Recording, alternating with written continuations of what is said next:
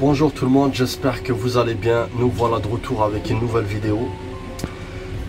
Bon, après avoir démasqué les vendeurs de rêves qui vous disent que la grue ça paye bien et qu'on s'est mis d'accord sur les salaires de grutier, on sait très bien que ça paye pas des mines, hein.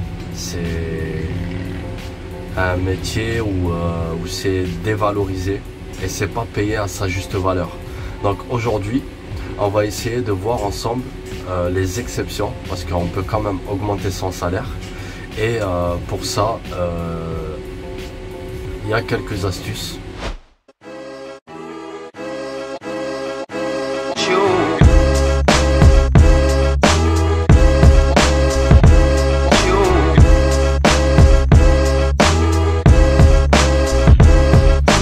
Premièrement, déjà pour les gens qui s'apprêtent à être embauchés ou qui sont déjà embauchés, sachez que c'est un peu compliqué d'augmenter son salaire, parce que une fois que vous êtes en CDI et que vous voulez augmenter votre salaire, il se passe quoi? En fait vous pouvez courir et à chaque fois vous allez demander oui t'inquiète pas, on va voir. Et au pire des cas, si vous obtenez une augmentation, ça sera vraiment quelques centimes. Et vous allez même pas voir la différence sur la fiche de paye. Et pour les gens qui sont qui s'apprêtent en fait à être embauchés, je vous donne un conseil: mettez vraiment la barre très haut, parce que sachez qu'une fois que vous êtes en CDI ou vous êtes embauché, franchement vous pouvez courir pour augmenter votre salaire. Franchement, ça sera vraiment pas possible. Même qu'au bout d'un moment, ils vont vous dire c'est soit tu es content ou soit tu connais la porte. Et ça, malheureusement, quand on vient à ce point-là, c'est qu'on va vraiment tomber de haut, parce qu'on a vraiment l'impression de s'intéresser à l'entreprise, de se donner au maximum, pour qu'au final, en fait, ils vous envoient cette flèche-là, ils vous disent voilà. Donc c'est soit ça, soit dehors, et du coup vous tombez de très haut, parce que vous aurez l'impression d'avoir tant donné, de vous être arraché, d'avoir risqué des choses alors qu'ils n'auraient pas dû être risqués, et pour qu'au final en fait vous allez ressentir comme quoi si c'est pas vous en fait c'est un autre, et voilà.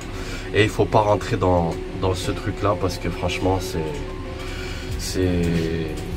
ça fait mal en fait de tomber d'eau. Deuxième chose, quand vous êtes en intérim, sachez que pour faire la différence, il faudrait déjà d'abord vous faire un nom. Qu'est-ce que je veux dire par là? Pour faire un nom, en fait, il faudrait que vous faites connaître dans les entreprises.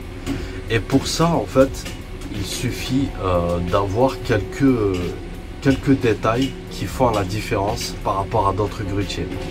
Ce que je veux dire par là, c'est que la plupart du temps, les anciens grutiers, ils vont vous dire ouais, il faut savoir gruter, il faut être très fort à la grue pour avoir un bon salaire. Et moi, je suis là pour vous dire que c'est pas vrai. En fait, il suffit juste de maîtriser la grue un minimum. Et ça, je pense même un débutant, il peut très bien en fait se faire la main rapidement. Mais c'est pas ça en fait qui fait la différence. C'est déjà la première chose, c'est d'essayer d'avoir une bonne mentalité, c'est-à-dire vous maîtrisez vos émotions, vous ne vous énervez pas pour rien, vous restez calme. Je sais pas, je vous donne un exemple sur ces critères. Par exemple, il y a quelqu'un, il veut poser une charge quelque part, et vous savez très bien que cette charge, si vous la posez là, vous allez devoir la déplacer dans 5 minutes. Bien sûr, vous pouvez leur dire ouais, ça sert à rien de la mettre là, parce qu'on va la déplacer dans 5 minutes. Et ça fait du travail pour rien. Il vaut mieux la stocker autre part, au moins c'est fait et on ne revient plus. Si le gars en bas il est têtu, c'est pas grave, vous la posez là et dans 5 minutes vous la redéplacez. Ça sert à rien en fait de faire tout un plat, de montrer vos nerfs et votre mécontentement, et en fait ça va se voir sur le chantier. Ils vont dire ouais, ce grutier il fait qu'à sa tête, il veut que c'est lui, il veut que c'est lui qui impose sa parole, il veut que ça soit lui qui a son dernier mot. Et ça, franchement, même si vous savez très bien que vous allez redéplacer la charge et que c'est pénible pour vous, ben c'est pas grave. Vous dites rien. Vous pouvez juste le prévenir. Je sais pas, par la radio, vous dites ouais, franchement, ça serait mieux de la poser là-bas directement. Si vous dit non, mais t'inquiète, c'est bon, on verra plus tard, ben c'est pas grave. Vous le posez là, même si vous savez que vous allez le redéplacer. Donc ça, c'est une attitude à travailler dessus. Parce que franchement, moi j'entends des fois dans des chantiers où ils te disent ouais, franchement, les autres grutiers sont chiants, ils veulent jamais poser là où on veut nous. Moi je sais très bien que le grutier il n'a pas été con. C'est juste que le gars en fait il est plus carré dans sa tête et en fait il voulait éviter de faire un double travail. Donc c'est pour ça qu'il a été comme ça. Mais pour eux en fait ça fait un négatif. Voilà. Et du coup ce grutier il s'est mis un petit peu il s'est mis malheureusement dans le rouge. Du coup, juste pour des détails comme ça, on risque de dire ouais, laisse tomber ce grutier parce qu'il est têtu, il n'écoute pas. Voilà, ça c'est la première chose. La deuxième chose, comme je l'ai déjà dit, ça sert à rien de croire qu'un bon grutier c'est celui qui est très fort à la conduite. En fait, chaque grue est différente et les grues, elles sont pas, on peut pas, nous en tant que grutier, on peut pas les maîtriser à 100%. C'est impossible et c'est un menteur qui vous dit ça. En fait, on ne peut pas être parfait dans la grue.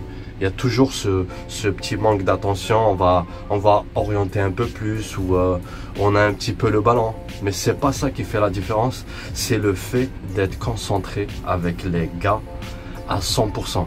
C'est-à-dire le gars, tu sais que la prochaine étape, ça va être ça. En fait, tu anticipes, tu vas déjà au point là où lui, il est censé y aller.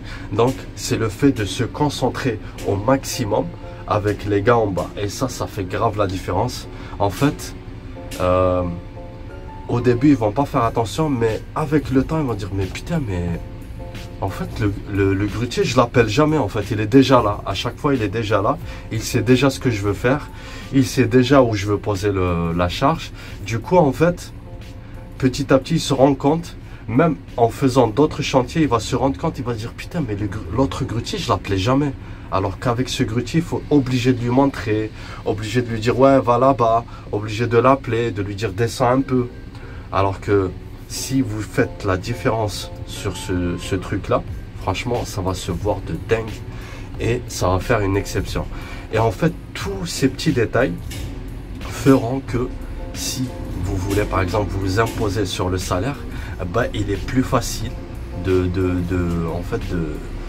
qui lâche prise avec vous et vous dit ouais, t'inquiète pas, pour toi il n'y a pas de problème, on est prêt à payer.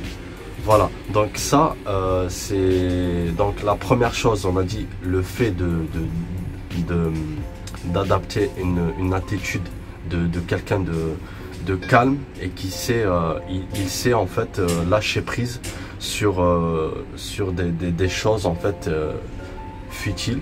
C'est-à-dire même si vous savez que vous allez refaire le travail, vous pouvez juste prévenir. Mais si le gars en fait il est dans sa tête et il a envie de faire comme ça, vous acceptez, il faut accepter. Et la deuxième chose qu'on a dit, c'est l'anticipation, c'est-à-dire le fait d'anticiper. Toujours anticiper le travail, c'est-à-dire que le gars il n'a même pas besoin de vous dire ce que vous devez faire et vous le faites déjà à l'avance. Et ça fait grave la différence. Et tous ces petits détails en fait feront que votre salaire, vous pouvez en fait le négocier plus facilement. Ça veut dire au lieu de toucher 14 € de l'heure en intérim, quand vous allez, par exemple, il y a une entreprise qui vous demande et vous êtes à 17 ou à 16,50 ou à 18 € de l'heure, vous savez très bien à l'avance, en fait, ils sont prêts à les donner parce qu'ils savent qu'ils vont avoir un grutier qui n'est pas chiant de 1 et de 2 qui anticipe le travail et qu'on n'a même pas besoin en fait de se prendre la tête avec le grutier. On sait que le grutier il est en haut dans sa cabine et on n'a pas besoin de parler avec lui. En fait c'est bon, le travail il est acquis avec lui. On n'a même pas besoin de parler avec lui, on n'a même pas besoin de lui dire ouais viens là, viens on va faire ça, viens. En fait il sait déjà. Et il y a une troisième chose, savoir prioriser les équipes au sol. C'est-à-dire si vous savez qu'il y a une équipe qui est comme ça, parce qu'elle attend la grue, sinon elle ne peut pas travailler, elle est comme ça, elle attend. Ben, dans ce cas-là, en fait, vous savez que la priorité, c'est d'aller voir cette équipe et de servir cette équipe, parce que vous ne pouvez pas accepter qu'il y a une équipe qui ne travaille pas, pendant que les autres, ils ont du travail et ils vous appellent et vous allez les voir. Non, c'est...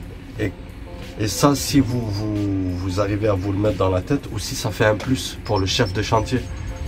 Parce que le chef de chantier, s'il te dit ouais, pourquoi t'es pas allé voir les autres là-bas, tu leur dis eux ils avaient du travail, mais les autres ils foutaient rien, ils étaient debout, ils attendaient. En fait, tant que je leur donne pas du matériel, ils peuvent pas bosser. Et prioriser, en fait, savoir mettre la priorité, c'est-à-dire même si vous mettez une équipe à votre dos, mais vous savez en fait prioriser. Vous savez que un bac de béton, par exemple, il y a le maçon qui attend un bac de béton. Vous allez prendre le bac, même si ça vous prend 2 minutes, alors que les bancheurs, ils veulent par exemple déplacer une banche. Vous savez très bien que le bancheur, il faut qu'il trace d'abord, il faut qu'il mette les talonnettes d'abord. Vous pouvez même leur prendre le radio et tu dis au bancheur, bah écoute, le temps que tu mettes les talonnettes et tu prépares là où je vais poser la banche, moi je vais vite fait prendre le bac et je vais le mettre au maçon, parce que les maçons ils attendent, ils foutent rien. Voilà, donc ça c'est un plus. Donc tout ça, ça fait que vous pourrez faire la différence avec d'autres grutiers.